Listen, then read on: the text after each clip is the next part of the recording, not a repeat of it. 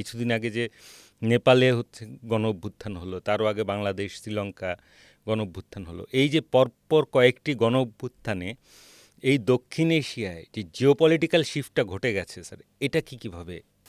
এটাকে আমি দুইভাবে দেখব। আমি যদি শ্রীলঙ্কার দিকে দেখি, তাহলে শ্রীলঙ্কাকে আপনি দেখবেন শ্রীলঙ্কা একটু বাঁয়ে ঝুঁকেছে, অর্থাৎ মানুষের কল্যাণের জন্যে অর্থনীতিকে কাজে লাগানো, রাষ্ট্রের কাঠামোকে কাজে লাগানো, সেই দিকে কিন্তু মানুষের প্রবণতা বা মানুষ ভোট দিয়েছে। যিনি এখনকার শ্রীলঙ্কার রাষ্ট্রপতি, তিনিও কিন্তু একসময় জেভিপি দল করতেন, বামপন্থী দল। তা কাজে এখানে একটা বাম যাত্রা আমরা লক্ষ্য করছি।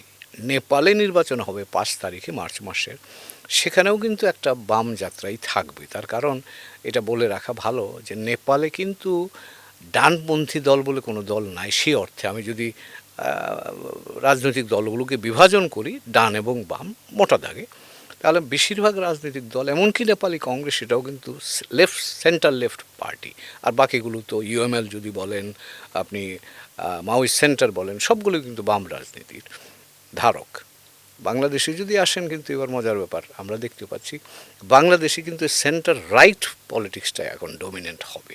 তো কাজেই এখানে দক্ষিণ এশিয়াতে আমরা দুই ধরনের মেরুকরণ দেখছি।